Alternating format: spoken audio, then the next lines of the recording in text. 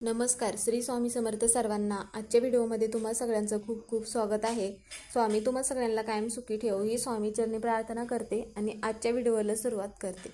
तर आता नवरात्र चालू झाली आहे. तर नवरात्र चालू झाल्यामुळे आपण माता लक्ष्मीच्या बऱ्याच सेवा करत असतो, कारण की शारदीय नवरात्र ही प्रत्येक ठिकाणी खूप मोठ्या थाटात साजरी केली जाते. कारण की नवरात्रामध्ये अनेक जणांच्या घरी घट बसवले जातात, तर काही जणांच्या घरी जी देवी असते तर देवी ही विराजमान होत असते. आता प्रत्येकाच्या घरातील जी स्त्री आहे तर देवीची पूजा म्हणा, आराधना म्हणा करतच असते.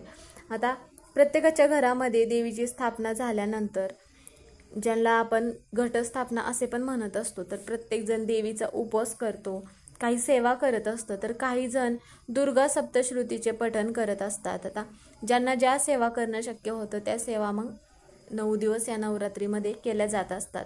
त्याचबरोबर आपली दुर्गा मातेची दररोज आपण आरती करत असतो, माळ बनवत असतो. जो दररोज 9 दिवसाचा नैवेद्य आहे तर तो दररोज आपण एक एक नैवेद्य दुर्गा मातेला ठेवत असतो. त्यामुळे आपल्या नवरात्रीच्या 9 दिवसामध्ये आपण जेवढ्या सेवा आपल्याकडून करणं शक्य होतं तेवढ्या आपण सेवा ह्या करतच असतो.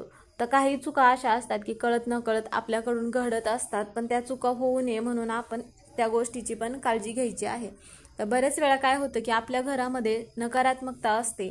त्यावेळेस मग आपल्या घरामध्ये जर नकारात्मकता असेल तर माता लक्ष्मी त्या घरामध्ये स्थिर राहत नाही, म्हणजेच की टिकून राहत नाही. आता जर आपण आपल्या घरातील नकारात्मकता घालवण्यासाठी काही उपाय म्हणा, काही सेवा ह्या केल्या पाहिजे. तर त्यामध्ये आपल्याला काय करायचं आहे, आता दररोज आपल्याला संध्याकाळी कापुरासोबत एक उपाय करायचा आहे. आता हा उपाय तुम्ही 1 दिवस करायचा आहे, 2 दिवस, 5 दिवस. जर तुम्हाला 9 दिवस हा उपाय करणं शक्य होत असेल तर तुम्ही मग 9 दिवस पण करू शकता. जर नाहीच झालं शक्य तुम्हाला तर 1 दिवस पण तुम्ही हा उपाय केलात तरीही चालेल. तर आपल्याला काय करायचं आहे, कापुरासोबत एक वस्तू जाळायची आहे, ज्यामुळे आपल्या घरातील कितीही पिढ्यांचं दारिद्र्य असेल किंवा 7 पिढ्यांचं दारिद्र्य असेल तर ते दारिद्र्य नष्ट होतं. आता प्रत्येकाच्या घरामध्ये पैसा हा टिकून राहतच असेल असे नाही, कोणत्या ना कोणत्या अडचणी ह्या प्रत्येकाच्या घरामध्ये असतातच. आता त्या अडचणींना आपल्याला आपण काही उपाय सेवा केला तरीही त्या अडचणी दूर होत नसतील, तर नवरात्रीमध्ये आपण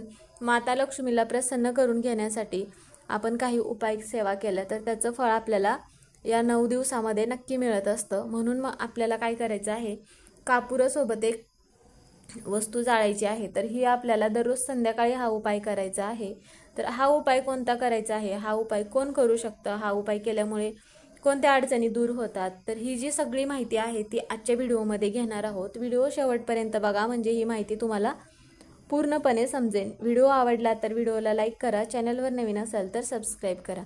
आता प्रत्येकाच्या घरामध्ये कोणत्या ना कोणत्या अडचणी तर ह्या होतच असतात. आता बऱ्याच वेळा काय होतं की आपण सेवा उपाय करत असतो, पण पाहिजे तशा घरामध्ये बदल हे जे आहेत तर ते घडत नाहीत. घरामध्ये माता लक्ष्मी टिकून राहत नाही.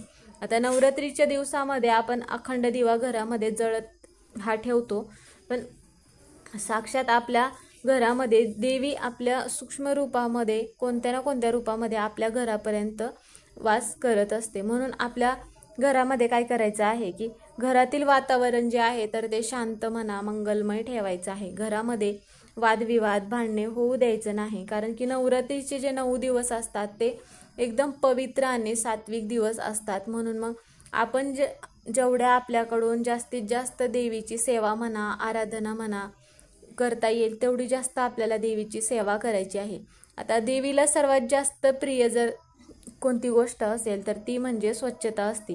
ज्या घरामध्ये स्वच्छता असेल तर त्या घरामध्ये माता लक्ष्मीचा वास हा कायम टिकून राहतो. म्हणून आपल्याला काय करायचं आहे, घरामध्ये जास्तीत जास्त स्वच्छता ठेवायचं आहे. आपल्या घरातील दारिद्र्य जर दूर करायचं असेल तर सगळ्यात पहिली गोष्ट हे आपल्याला एक काम करायचं आहे.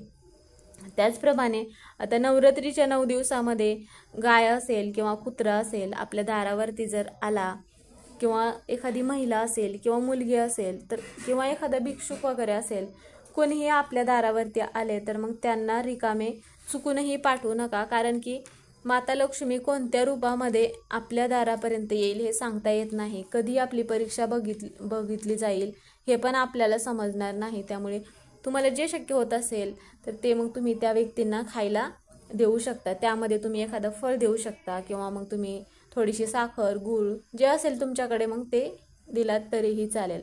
कारण की 9 दिवसामध्ये एखाद्या कोणत्याही व्यक्तीला आपल्या दारामध्ये आलेल्या रिकाम्या हाताने पाठवायचे नाही.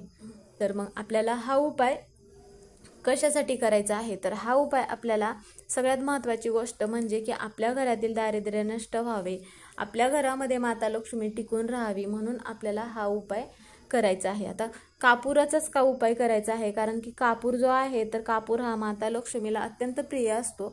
कापूर घरामध्ये जाळल्यामुळे किंवा कापुराचे काही उपाय केल्यामुळे लक्ष्मी स्थिर राहते आणि माता लक्ष्मीला ज्या वस्तू प्रिय आहेत त्या वस्तूंचा जर आपण उपाय केला, काही सेवा केल्या तर माता लक्ष्मी आपल्यावरती प्रसन्न होत असते. तर त्यासाठी मग आपल्याला काय करायचं आहे, तर हा उपाय कधी करायचा आहे, तर हा उपाय संध्याकाळी तुम्ही 6 ते रात्री 9 पर्यंत हा उपाय करू शकता.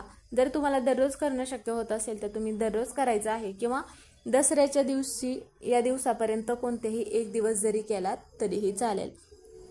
त्यासाठी आपल्याला काय करायचं आहे, देवघरामध्ये दिवा प्रज्वलित करून घ्यायचा आहे आणि एक कापूर जाळण्याचं जे भांडं असेल तर ते घेऊ शकता किंवा मग तुम्ही एखादी मातीची पंती घेतलात तरीही चालेल. मग त्या पंतीमध्ये आपल्याला काय करायचं आहे, थोडेसे तांदूळ टाकायचे आहेत आणि 2 भीमसेनी कापराच्या वड्या घ्यायच्या आहेत आणि 2 लवंग घ्यायचं आहे. आता जर तुमच्याकडे भीमसेनी कापूर नसेल तर तुम्ही साधा कापूर पण घेऊ शकता. त्यानंतर मग आपल्याला काय करायचं आहे, देवघरासमोर उभं राहायचं आहे आणि आपण जी देवीची आरती म्हणत असतो दररोज सकाळ संध्याकाळ, म्हणजेच की कोणती आरती, तर ही दुर्गे दुर्गट भारी तुझविन संसारी अनाथनाथे अंबे करुणा विस्तारी, ही जी माता लक्ष्मीची आरती आहे तर ते जे पंती आहे ती पंती आपल्या हातामध्ये घ्यायची आहे. त्यामध्ये 2 कापुराच्या वड्या टाकायच्या आहेत आणि 2 लवंग टाकायचं आहे. म्हणजे एक एक करून टाकलात तरीही चालेल.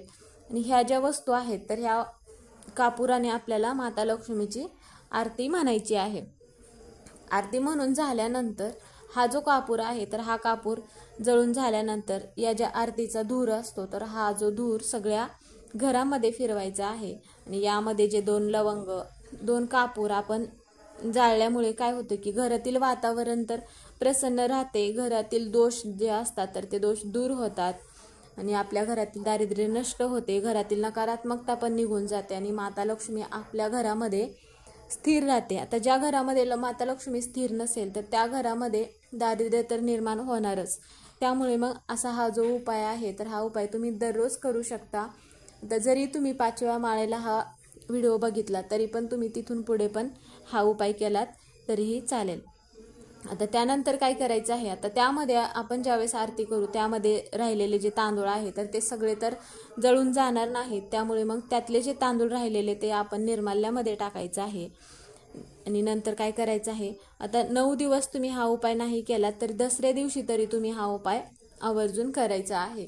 आणि त्यामध्ये जे तांदूळ टाकून दिल्यानंतर जे आपण पंती घेतली होती तर तुम्ही पंती इतर वेळेस पण वापरू शकता. माता लक्ष्मीला आकर्षित करण्यासाठी आपल्याला दररोज काय करायचं आहे, एक तुपाचा दिवा लावायचा आहे. तर हा तुपाचा दिवा मग तुम्ही देवघरापुढे लावू शकता. तर हा दिवा मग फक्त हा दिवा लावत असताना या दिव्याचं जे तोंड आहे तर उत्तर दिशेला तोंड करून हा दिवा लावायचा आहे. कारण की उत्तर दिशा जी आहे तर ही माता लक्ष्मीची दिशा मानली जाते. त्यामुळे मग हा दिवा लावत असताना दिव्याचं तोंड उत्तर दिशेला करूनच दिवा लावायचा आहे. तर असा जो उपाय आहे तर हा उपाय आपण कापुराचा केल्यामुळे आपल्या घरातील ज्या अडचणी समस्या आहेत तर त्या दूर तर होतच असतात, घरातील दारिद्र्य पण दूर होण्यासाठी मदत होत असते.